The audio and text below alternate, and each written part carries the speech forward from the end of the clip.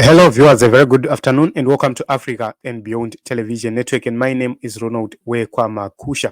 ZANU PF activist Kudzai Mutisi has demanded action from the RBZ governor and implored him to act and make ZIG function.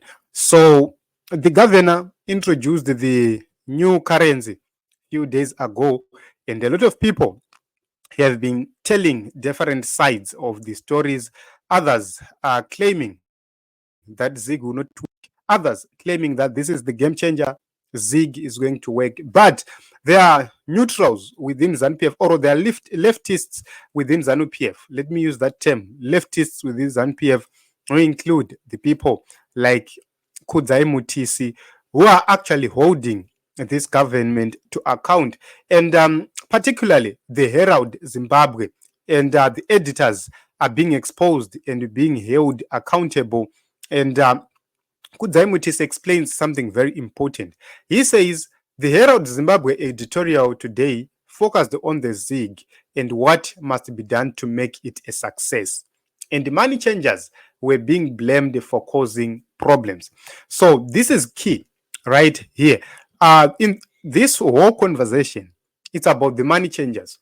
The Herald are actually blaming failure of the Zimbabwean currency on money changers. But Kudzai Mutisi is coming out with a different perspective, with a different view and different thought. So he asks a very pertinent question and says, but are they the problem? Are they criminals? Who buys and sells Forex to them if everyone hates them? So this is a very important question. If you take a look on the people who are taking foreign currency to these people on the black market, taking foreign currency from these people who are on the black market, it's not an ordinary Zimbabwe alone. It includes very powerful people in the government. Who is making these people thrive? These people from the black market, these money changers, thrive in that industry. This is what we need to take a look on, and Kudzai Mutisi clearly articulates this whole issue. He says, these attitudes towards the black market reveals a total lack of understanding of how markets work. A market, black or white, exists only if there is demand and supply of a product or a service. That's it. The law of economics is about demand and supply. Where there is demand, there is supply. Supply increases as demand increases. That is by nature natural. So he went on to say there won't be a forex black market if there is no one selling or buying forex from those money changers. The pertinent question is, why do people go to them? That's what policymakers need to look at instead of just pretending to hate money changers. Why are people going to money changers? Number one is because they need forex. Someone paid in Zimbabwean dollars had to convert it to US dollars so they can buy fuel or pay for a passport. The solution to this is simple. Remove these forex only transactions. And this is true. For someone who is getting Zimbabwean dollars in ZIG or in Zimbabwean dollars, whatever, that person needs to buy fuel. That person needs a passport. And if you walk into the bank and say, I want to pay for my passport in US dollars, can you help me with US dollars? I have Zimbabwean dollars. They will not give you the same US dollars on demand, which means that person will go onto the streets and say, guys, I need money. I want to have a passport. I want to apply for a passport. I need USDs. And the people will say, okay, our rate is this and this. And the person will pay an equivalent to the amount of money he or she needs, and will be given instantly. He then goes and purchases that service or that good, and the deal is done. So you see that as long as the same thing is done on ZIG, it's a waste of time. Black market won't stop. as long as passport fees are paid exclusively in United States dollars and banks cannot provide those United States dollars, then we have a problem. So, because there was no white market, Zimbabweans simply didn't have the option of walking into a bank or a bureau de change to buy forex.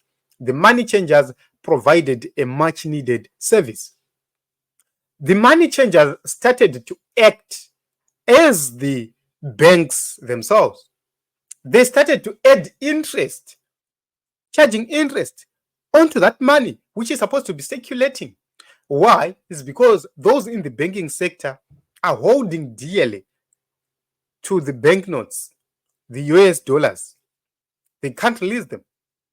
And those within the banking sector also have been fueling people on the black market for a profit.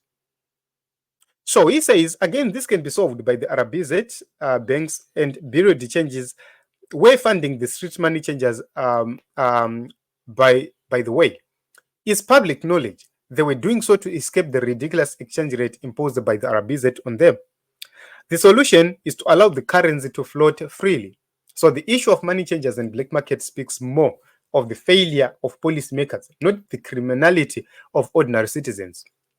I'm going to explain to you how people who worked within the banks, very powerful people, were making money on the streets. It was simple. They would go into the vaults, take some money, which is already there.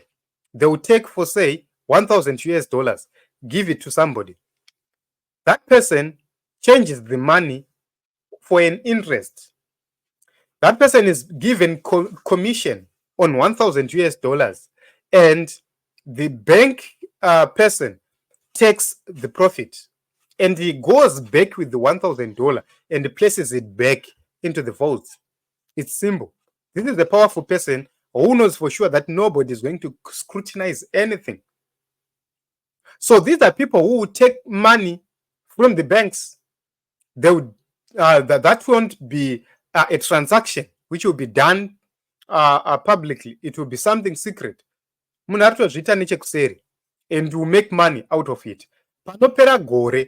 Just imagine how many years. Kubva pakatanga pachinzi paya $0.05, $10, $20, $30, $40, $50 zvichiretwa kusvika nhasi.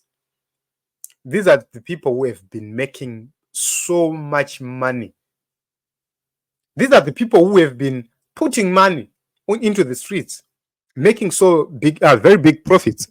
So I agree with Kudzai Mutisi that as long as the black market is being sponsored by failure of the banks to provide the services they were formed to provide, then we have a problem. We have people who are profiteering from anything and everything. That is the reason why you see, Kuti, if you go on some merchants right now, my money transfer merchants, I will not mention names. You go there, the actual charge will be 37 cents for you to transfer 20 US dollars. But you will be charged. Kuti wise mari wewe yauri kuda kuisa, you will be told to deposit 24 US dollars. And they will deposit lesser, 20 US dollars. Where is the 4 US dollars going? That is the problem. That is the challenge. So that is, until all those issues are resolved, until all those issues are dealt with, then we still have a problem, because there are people who are double dipping, making money at the expense of the people, making money at the expense of ordinary citizens. What should we do? That is a very important question. So it is what it is. This is what has been happening, and this is what Kudzai Mutisi, ZANU-PF activist, had to say in regards to the issues of the currency. The major question is, what are your thoughts? What do you think? Do you agree with Kudzai Mutisi or you disagree? Let us have this conversation.